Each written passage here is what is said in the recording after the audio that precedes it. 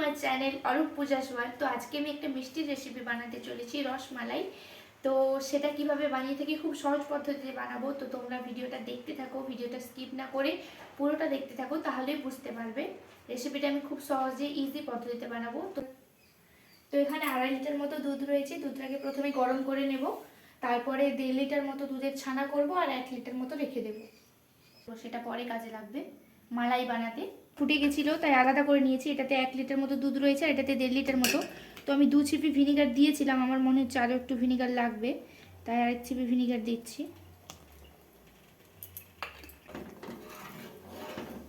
মোটামুটি ওই 3 চিপি মতো ভিনিগার লেগেছে। এই যে ছানাটা কেটে গেছে। তো ছানাটা আমি ছেঁকে নিয়েছি, এবার এটা একটু ধুয়ে নিতে হবে।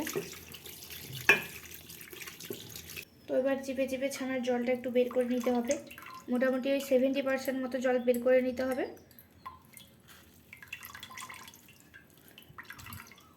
তো আমার 70% মতো জল বের করানো হয়ে গেছে। এরপর যে জলটা আছে, এবার ছানাটাকে বেঁধে একটা কোনো জায়গায় টাঙিয়ে রাখতে হবে, তাহলে আধ ঘন্টার জন্য, তাহলে যে এক্সেস জলটা আছে ওটা বেরিয়ে যাবে। তো এবার আমি ছানাটাকে টাঙিয়ে রাখবো কোথাও আধ ঘন্টার জন্যে, তারপরে দেখাচ্ছি তোমাদেরকে। রেখেছি আধ ঘন্টার মতো টাঙানো থাকবে, এক্সেস জলটা বেরিয়ে যাবে। তো তারই ফাঁকে আমি রসমালাইয়ের মালাইটা বানিয়ে নিচ্ছি। তো এখানে 1 লিটার মতো দুধ রয়েছে, এর মধ্যে আমি দেব আমুল। দুধটা গরম রয়েছে, এখন আমুলটা দিয়ে দেব।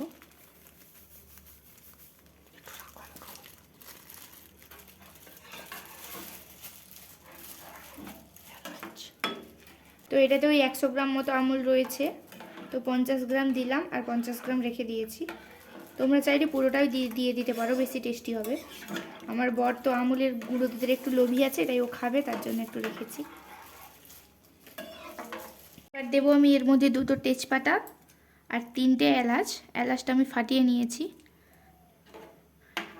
তো এভাবেই দুধটাকে ওই 10 মিনিট মতো হাই ফ্লেমে জাল দিতে হবে, মানে অর্ধেকটা কমিয়ে নিতে হবে। তো এই যে এবার এর মধ্যে আমি দেবো চিনি। তোমরা যে যেরকম মিষ্টি খাও সেরকম চিনি দেবে। আমি আমার হাতের ওই 3 মুঠি মতো চিনি দেবো। 1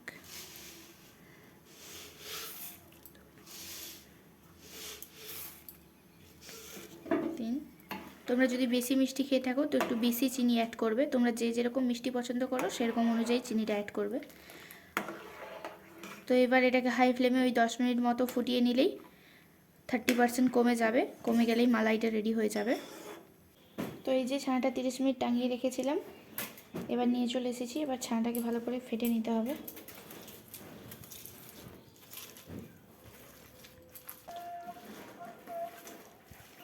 তো এরকমভাবে ছানাটাকে খুব ভালো করে মেখে নিতে হবে, ছানাটা যাতে একটা স্মুথ ডো তৈরি হয়। এরকমভাবে মোটামুটি 10 মিনিট ভালো করে মেখে নিতে হবে এই তালুটা দিয়ে। এবার এটার মধ্যে ওই 1 চামচ মতো ময়দা দেব।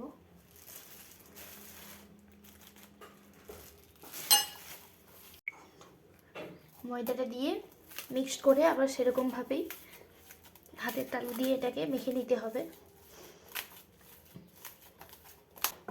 তো ছানাটা আমার ভালো করে মিক্সড করা হয়ে গেছে। এবার আমি ছোট ছোট করে বল তৈরি করে নেব রসমালাইয়ের জন্য।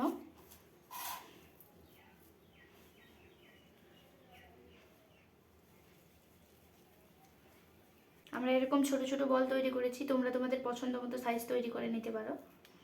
আর এই যে হাতটা দেখো, তোমরা হয়তো ভাবছো ঘি নিয়েছি, কিন্তু না, ছানাটা মিক্সড করতে করতে এরকম ঘিয়ের মতো বেরিয়ে গেছে।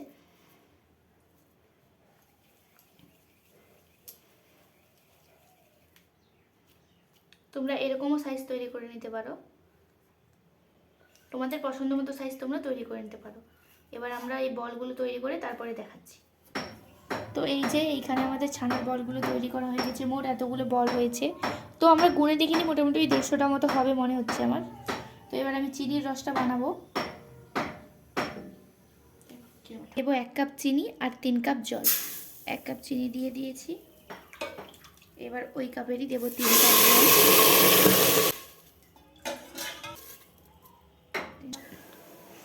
তো এই যে মিষ্টির রসটা এখন ফুটছে, এবার ওই ছানার বলগুলো এতে দিয়ে দেবো। আসলে আমার আগের দিনের একটু মিষ্টির রস ছিল, তাই সেটা আমি দিয়ে দিয়েছি, তাই আমার এতটা হয়েছে। তো তোমরা তার জন্যে আমি 1 কাপ চিনি আর 3 কাপ জল দিয়েছি। তো তোমরা 2 কাপ চিনি আর 6 কাপ জল দিও। আমার আগের দিনের মিষ্টির রসটা ছিল, তার জন্যই আমি একটু পরিমাণটা কম দিয়েছি। রসটা ফুটছে, এবার ছানার বলগুলো দিয়ে দেবো। রসটা ফুটলে তবেই দিতে হবে।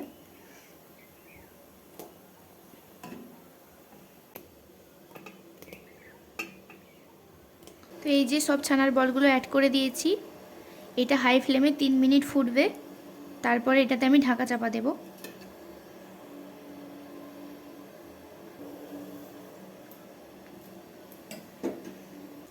তো 3 মিনিট হয়ে গেছে, এবার আমি এটা ঢাকা চাপা দিয়ে দেব। হাই ফ্লেমেই থাকবে, ঢাকা চাপা দিয়ে 15 মিনিট হতে থাকবে হাই ফ্লেমে এরকম। তো এই যে ফাইনালি এগুলো আমার রেডি হয়ে গেছে। তো এগুলো একটু ঠান্ডা হলে এগুলোর রসটা একটু চিপে ওই যেটা বানিয়ে রেখেছি মালাইটা ওটার মধ্যে দিয়ে দিতে হবে। যে কোনো একটা গরম থাকলেই হবে, হয় এই মিষ্টিগুলো না হলে মালাইটা। তুলে নিয়েছি, এবার রস চিপে চিপে ওই মালাইটার মধ্যে দিতে হবে। আমি এরকম 2 চামচ দিয়ে এরকমভাবে রসটা বের করে নিলাম, এবার এর মধ্যে দিয়ে দেবো।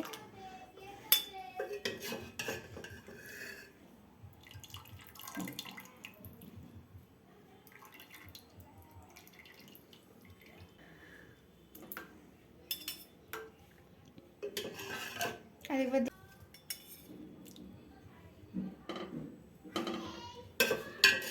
তো এই মিষ্টিগুলো মালাইটার মধ্যে কিছুক্ষণ থাকবে, ওই 1 ঘন্টা মতো, তারপর ফ্রিজে রেখে সার্ভ করলেই রেডি হয়ে যাবে রসমালাই। ফ্রিজে মোটামুটি 5-6 ঘন্টা মতো রাখলেই হবে। তো মিষ্টি যে আমি বানিয়েছিলাম সবাই খেয়ে নিয়েছে, তো ওর জন্য কৌটোতে করে একটু সরিয়ে রেখেছিলাম। বাড়ির সবাই খেয়ে নিয়েছে।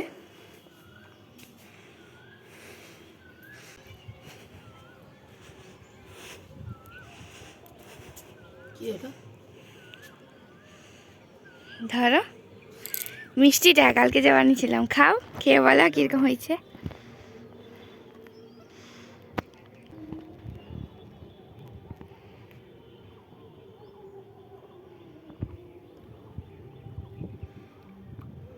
খুব ভালো হয়েছে। বলো কীরকম হয়েছে। খুব ভালো হয়েছে।